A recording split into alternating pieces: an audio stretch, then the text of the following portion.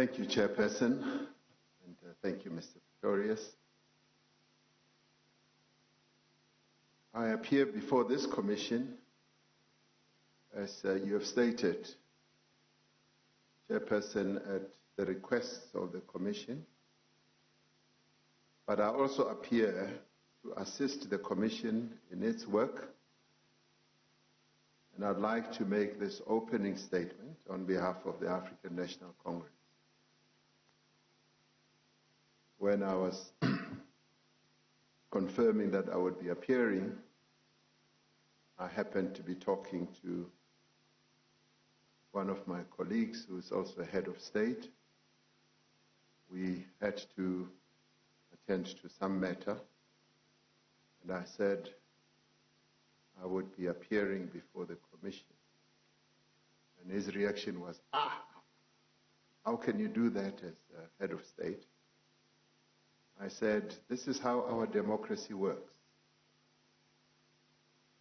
It works in such a way that when there are important matters that affect the state and the government, and indeed the governing party, we will not shy away from appearing before commissions so that we may shed light on the matters that the Commission is dealing with, and also be able to assist the Commission in its mandate. So I appear here in my capacity as the President of the African National Congress, having been elected to this position in December of 2017 at the ANC's 54th conference. Yesterday, our country celebrated the 27th anniversary of the advent of democracy. On that day, we ushered in a new era, and as a nation, we made a decisive break with the horrible past of colonialism and apartheid. The ANC, working together with many anti-apartheid formations, led and facilitated the process of crafting a new constitutional dispensation that is today the bedrock of our democracy. This month marks 25 years since the first hearing of the Truth and Reconciliation Commission into apartheid-era human rights abuses. It was a remarkable moment in our history to hold that commission, the Truth and Reconciliation Commission, demonstrating our determination as a nation to unearth and confront the crimes of our past so that we may make a decisive break with those violations of human rights and so that we may forge a better future for all our people. This Commission of Inquiry into allegations of state capture, corruption, and fraud in the public sector carries a similar responsibility. This Commission is the instrument through which we seek, as a nation, to understand the nature and extent of state capture, to confront it, to hold those responsible to account, and to take the necessary measures and steps to ensure that such events do not occur ever again in our country. State capture and corruption have taken a great toll on our society and indeed on our economy as well. They have eroded the values of our Constitution and undermined the rule of law. If followed, or rather if allowed to continue, they would threaten the achievement of the growth, development, and transformation of our country. It is for these reasons that the ANC's 54th National Conference in December 2017 resolved to support the establishment of this commission. the ANC has consistently expressed its support for the objectives and the work of this commission. The National Executive Committee of the ANC has expressed itself in that regard, and we continue to do so. The ANC has taken this position knowing that the organization would itself be placed under great scrutiny, and that the process of examining these matters would very likely be difficult and painful for the ANC.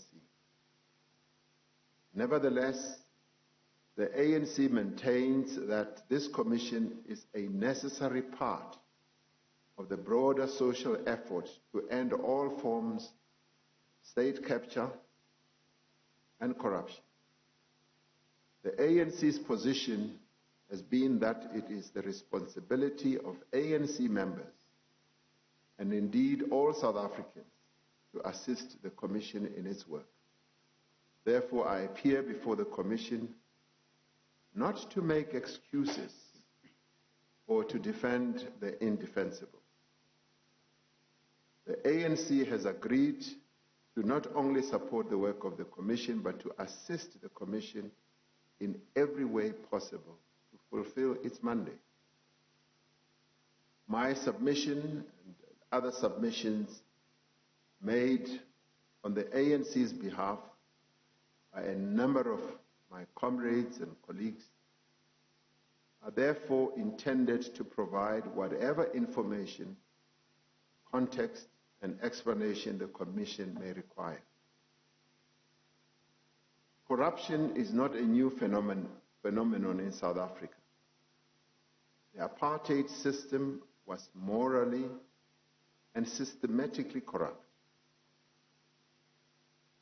Not only did its legal provisions appropriate to a small minority the assets and the resources that rightfully belonged to all South Africa's people, but there was also a prevailing culture of corruption within the apartheid state, also within its state-owned enterprises, but it also went broader than that into private business establishments and the numerous Bantustan administrations that had been set up to balkanize our country. The advent of democracy in South Africa was an opportunity to make a decisive break with that past. Through the adoption of a new constitution, we established a new era of transparency, accountability, ethical conduct, and respect for the rule of law. The experience of the past 27 years shows that endeavor to have been, for the most part, successful. And its success can also be measured by the establishment of this commission, which is, in a very transparent and open manner, opening up the can of worms of corruption and state capture. Our country has a national parliament and provincial legislatures elected by universal suffrage in regular and free, fair elections. We are proud to have a strong and independent judiciary. Our democracy is supported by robust institutions, and we have a free and vibrant media. An important aspect of the ANC's approach to corruption over the years is a recognition of the extent to which some ANC leaders and members were advertently and inadvertently complicit in corrupt action.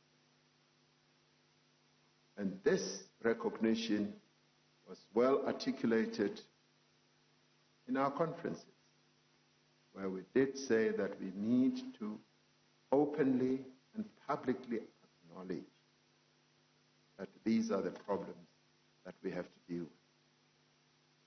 And as a consequence, the extent to which corruption contributed to practices of patronage, factionalism, and the manipulation of organizational processes within the ANC is a matter of record. The recognition of these facts does not mean that the ANC is itself corrupt or uniquely affected by corruption. There are other institutions in society, various political and social formations, as well as the private sector companies that have to confront corruption within their own ranks. Nor is South Africa alone in the world in having to deal with endemic corruption. Many other countries have to deal with corruption in the political, economic, and social spheres. But it is clearly not sufficient for us to recognize the problem. The task of any organization like the African National Congress, especially with its history of principled struggle, its values, and its mission, is to address the problem. It should be noted that while there is a broad consensus within South African society that a process of state capture took place over the course of several years, it took some time for the term state capture to gain currency and for the phenomenon it described to be clearly recognized as such. Therefore, even though some of the incidents that I refer to in my submission may be regarded as instances of state capture, they were not necessarily recognized or described as such at the time. And even as the term gained currency, there were individuals in the ANC and in society more broadly who contested both the use of the term and the existence of the phenomenon. In my submission, I outline how allegations of state capture arose within the structures of the ANC and how the organization responded at different moments. Without going into detail in this opening statement, it is worth mentioning that one of the earliest claims made within ANC structures of the possibility that members of the Gupta family may have had an improper role in the functioning of the executive was a statement by Minister Fikile Mbalula at an ANC meeting in 2011. To my knowledge, the matter was not taken further by the NEC or in any structure of the organization after he had mentioned. At the time, the statement did not prompt any specific concerns about the capture of the state. With the passage of time, more reports began to surface in the public domain about the alleged capture of public enterprises by private interests and the undue influence of certain individuals, notably members of the Gupta family, in executive decisions and appointments.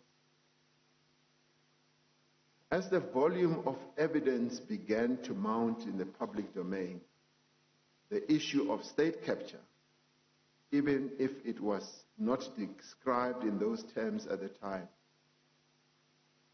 became increasingly a subject under discussion in the National Executive Committee of the ANC and ANC structures.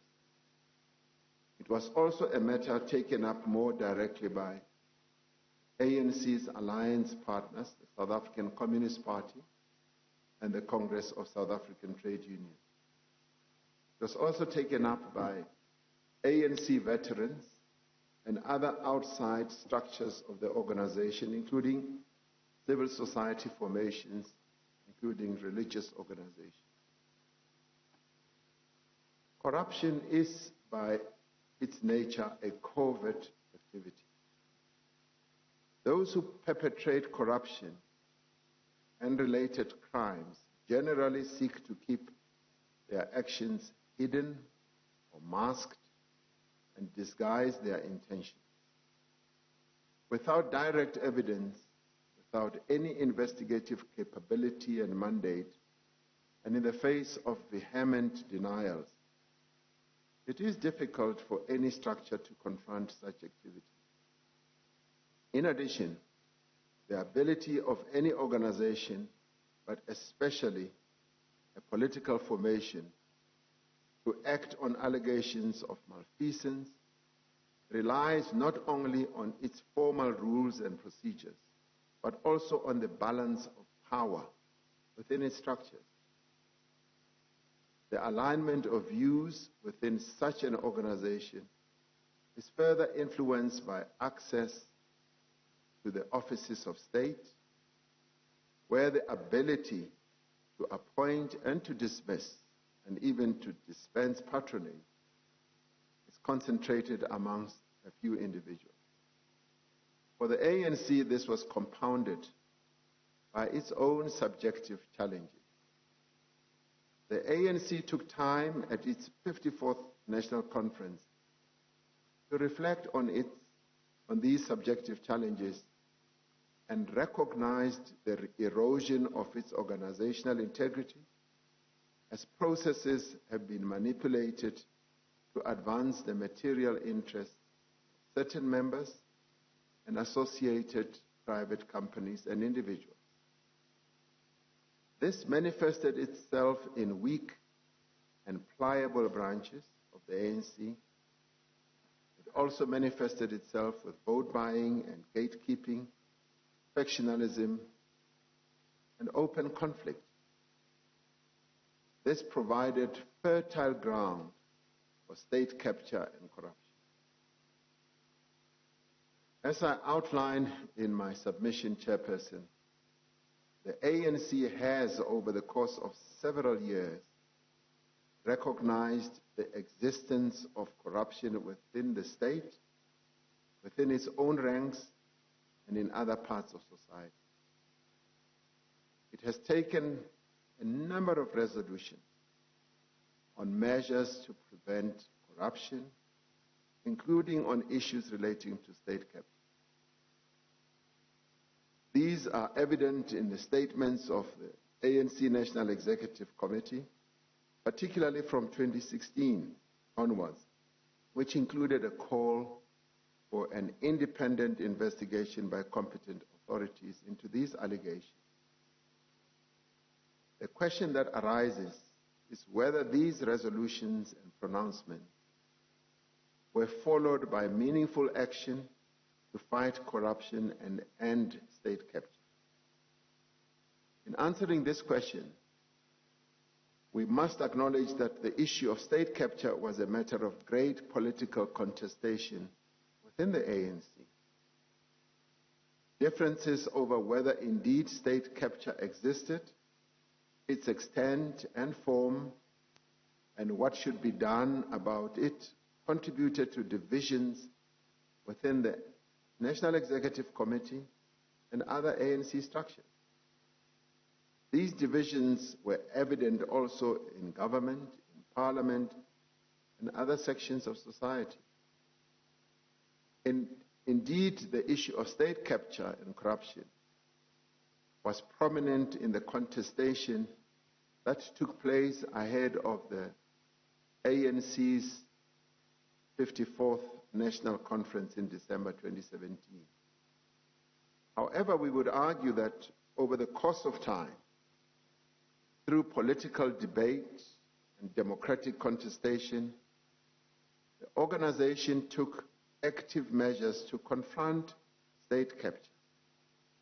This is evident, for example, in the events that unfolded in Parliament from late 2016 and into 2017, where the ANC and other parties initiated a number of inquiries into allegations of malfeasance in some state-owned enterprises and parts of government. It is clear from the affidavit submitted to the Commission by the former ANC Chief Whip, the late Mr. Jackson Mthembu, that the determination of the ANC in Parliament to probe these allegations was both a response to the evidence of wrongdoing that was accumulating in the public domain and the implementation of the decisions taken by the ANC's constitutional structure, especially its NEC. The ANC's 54th National Conference was in many ways a watershed moment in the ANC's effort to confront state capture and corruption within its ranks. Much of the discussion at the conference on the issues of state capture was framed by a diagnostic organizational report presented by the then Secretary General, Gwede Mantashe, on behalf of the National Executive Committee. This report directly addressed the allegations of corruption and the involvement of ANC members and leaders in the broader context of state capture.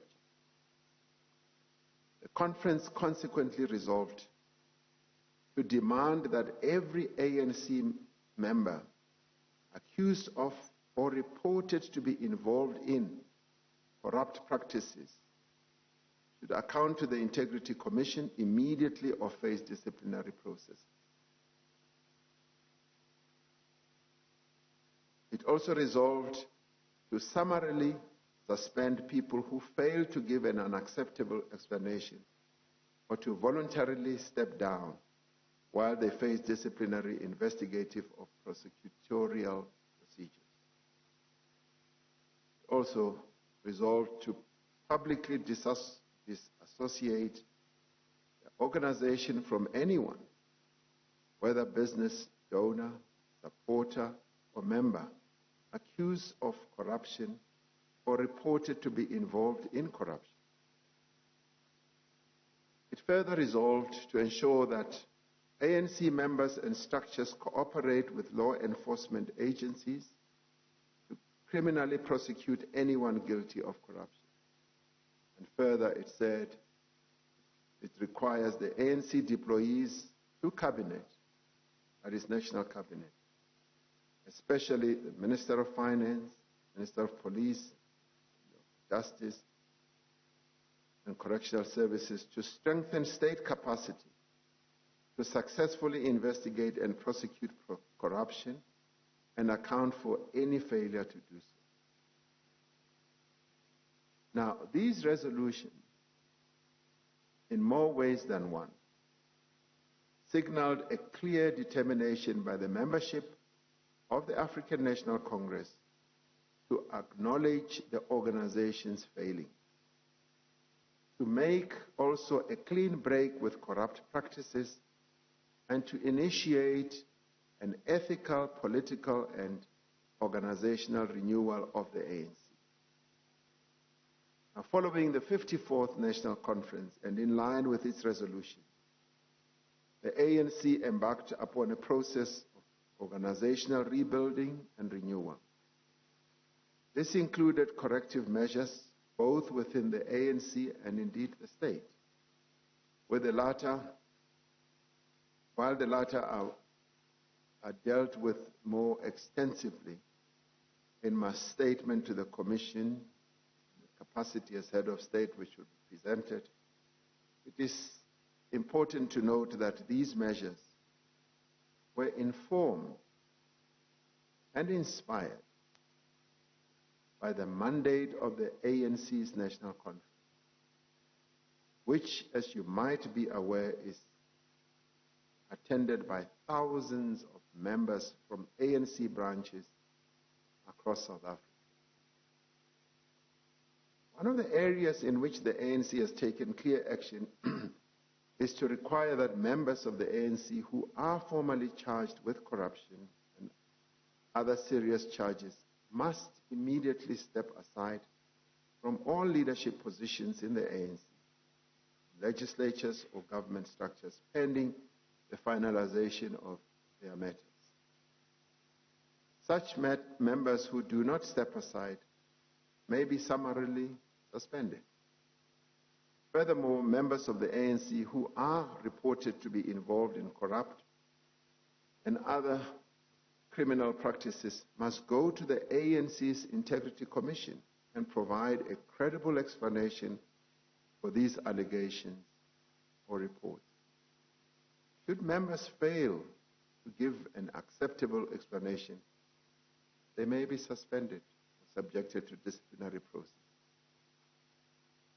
In line with the ANC Constitution, ANC members who are convicted of corruption or other serious crimes must resign from leadership positions and face disciplinary action. It is worth mentioning that some of these requirements, especially on the so-called step-aside provision, have in the past been the subject of much contestation within the organization. However, there is now broad support within the organization for its implementation. At its most recent meeting on the 26th to the 29th of March, the NEC directed that all members who have been charged with corruption or other serious crimes must step aside within 30 days, failing which they should be suspended in terms of Rule 25.70 of the ANC's Constitution. The ANC has embarked on a process of renewal and rebuilding to build a movement characterized by integrity, accountability, and the highest standards of ethical behavior. Now, the process of renewal is by itself a process. It's not a one-day event, and it's a process that is ongoing. The rate of progress is determined not only by the existence of political will and organizational capacity, but also by the continued existence of vested interest and resistance from those who have much to lose from the corrective measures mandated by the ANC's 54th National Conference. I will now turn to some specific issues that the Commission has asked me to address. The first of these is the ANC's approach to cadre development and deployment. This issue has been covered in some detail by the ANC National Chairperson, Mr. Gwede Mantashe. In his testimony before the Commission, Mr. Mantashe described the evolution and the development of the ANC's policies, the principles that have informed this approach, and the structures and processes that the ANC has put in place to manage cadre development and deployment. Since even before the advent of democracy, the ANC has said that in transforming the public service to reflect the values of our democracy and the demographics, or better still, the diversity of our country, we must emphasize professionalism and competence. This is reflected in our earliest policy pronouncement, which were part of the Ready to Govern document, which was released in 1991, as the ANC was preparing to enter government, knowing that the level of support that it had would give it a mandate to do so. But it was also confirmed at the 54th National Conference. The ANC fully embraces the principle that all public servants should undertake their duties in a fair, balanced, and non-partisan manner. It should be noted that the deployment of cadres to strategic positions is not unique to the ANC. It is practiced in various forms and through various mechanisms, even if not always acknowledged as such, by other political parties in our own country and also in other countries. In our view, cadre development has acquired such prominence in part because of the perspective that there should not be political interference in the selection of people who work in the public sector. However, international practice suggests a more nuanced approach to this matter. For example, an OECD working paper on public governance published in 2007, written by a number of scholars, including one called Murchison, said that with specific reference to appointments of senior public service staff, open quotes, political involvement in administration is essential for the proper functioning of a democracy. However, public services need protection against being misused for partisan purposes. They need technical capacity which survives changes of government, and they need protection against being used to impair the capacity of future governments to govern those codes. In identifying suitable candidates for positions in public entities, the ANC does not seek to circumvent the established and often legally mandated processes for the appointment of individuals to these positions. Candidates are expected to submit their applications, meet the necessary requirements, and be subjected to the normal processes of recruitment, selection, and appointment. Even with these requirements, there are several instances where individuals appointed to positions may not have been fit for purpose or may not have had the necessary experience or qualification. And this much I'm prepared to admit. The ANC 54th National Conference recognized this problem and resolved that the merit principle must apply in the deployment to senior appointments based on legislated prescripts and in line with minimum competency standards. It is the ANC's view that the practice of cadre development should not be inconsistent with the principles of fairness, transparency, and merit in the appointment of individuals to public entities. Cadre deployment cannot be faulted in principle. It is a common feature of democratic practice around the world. And I think if properly described and is not diluted through various other intents and forms, it is a useful process used by governing parties around the world to make sure that the mandate that they have been given by the populace is carried out. But we would concede that there are weaknesses in its practical implementation that make the case for greater clarity, both within political parties and the state. Ultimately, political involvement in the administration of the public service should be and must be circumscribed by legislation, by convention, as well as by practice. And we should do so to protect both political and administrative positions and to create certainty as to the division between political and administrative responsibility. There are a number of governments around the world who utilize this very mechanism, as outlined in the OECD paper. The Commission also asked that I address the funding of political parties. Any successful multi-party democracy requires a diversity of functioning political parties that are capable of articulating and representing the needs, the interests, and the concerns of the electorate.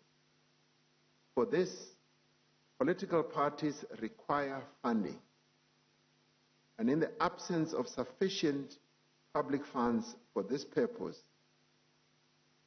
need to rely on donations from their own members, from supportive individuals, and yes, indeed, from businesses.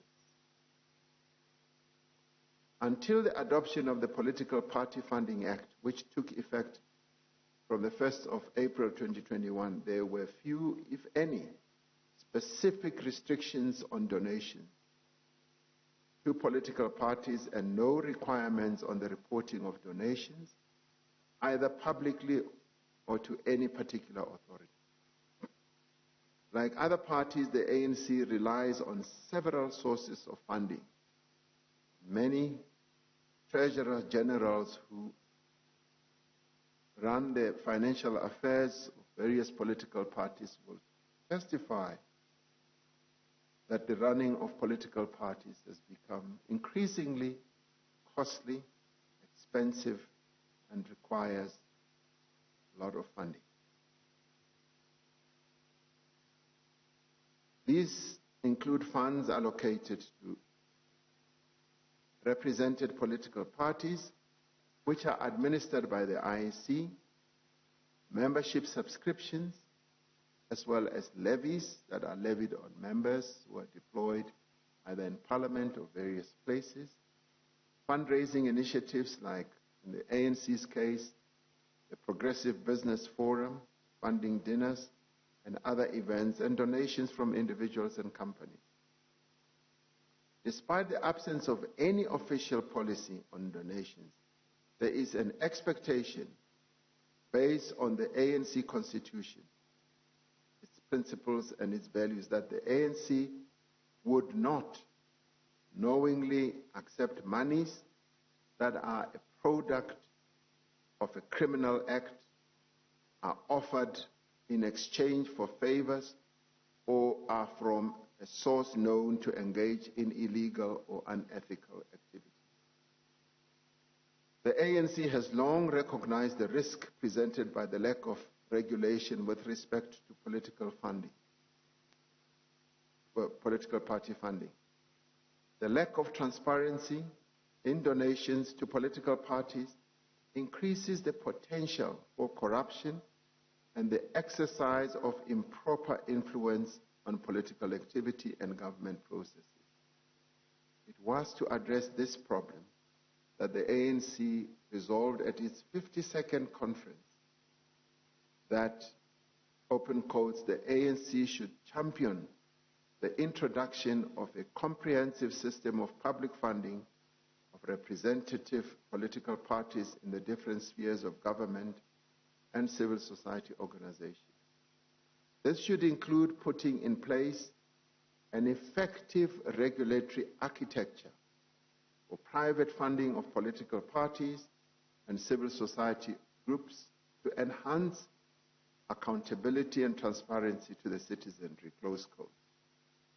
It was not until the next ANC conference in December 2012 that the political party funding bill was introduced into Parliament to achieve this purpose.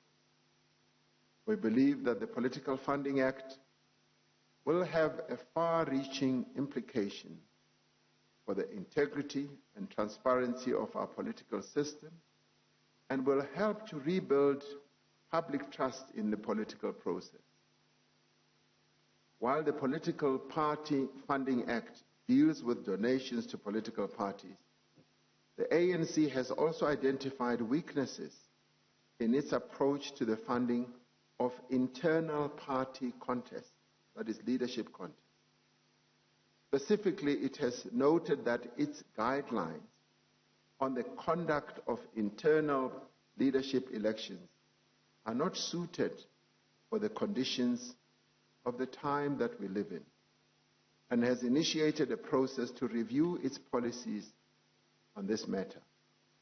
The issue forms part of the discussion documents published last year in preparation for the ANC's upcoming National General Council. And raising this issue during the NEC meeting of 26 July 1919, I said, as president, open quotes, in the absence of clear, appropriate, and realistic guidelines, our leadership contests will continue to play themselves out in the shadows, in conditions of secrecy and mistrust, encouraging patronage and factionalism, close quote. In conclusion, the position of the ANC on leaders and members who have been complicit in acts of corruption or other crimes is clear. Their actions are a direct violation not only of the laws of the Republic, but also of the ANC Constitution, its values and principles, and the resolutions and decisions of the ANC's constitutional structure. Such members must face the full legal consequences of their actions. They cannot rely on the ANC for support or protection, nor may they appeal to the principle of collective responsibility. In accounting for their actions, they must be accountable for their actions themselves, because the ANC did not and could never direct its members or leaders to commit acts of corruption.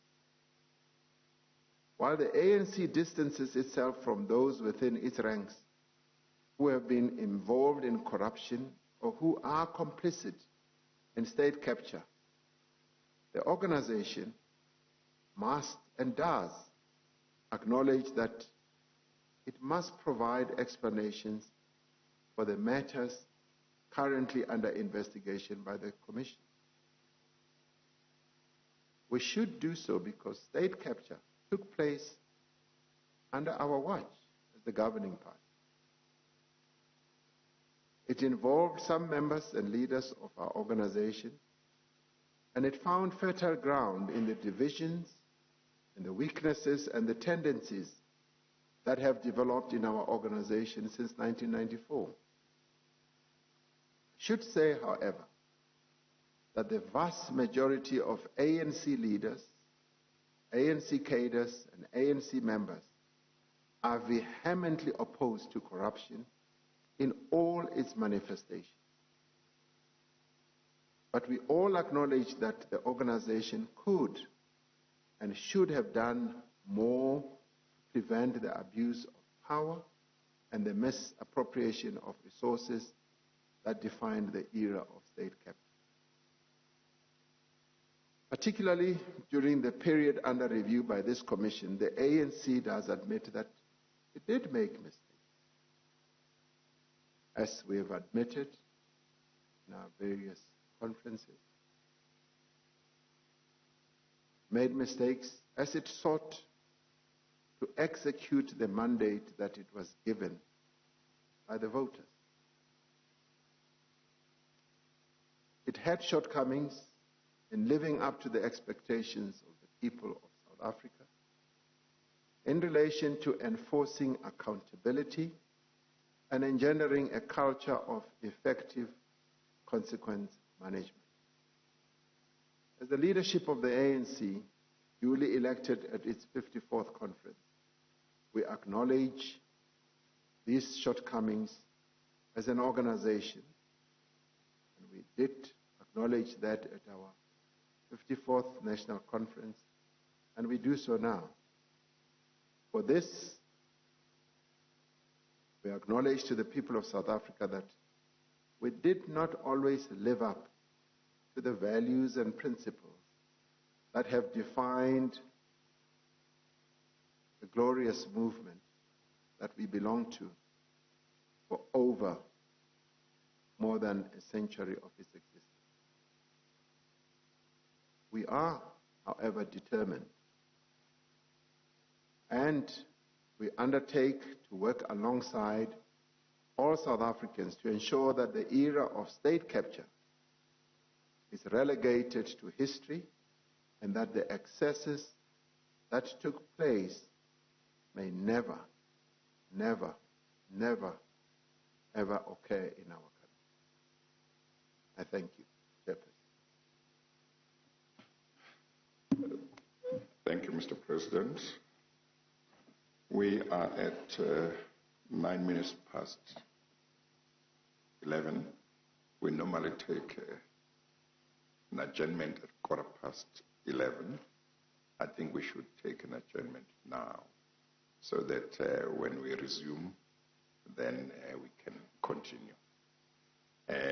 We are going to take the adjournment now. We will resume at 11:25. Thank you. We adjourn.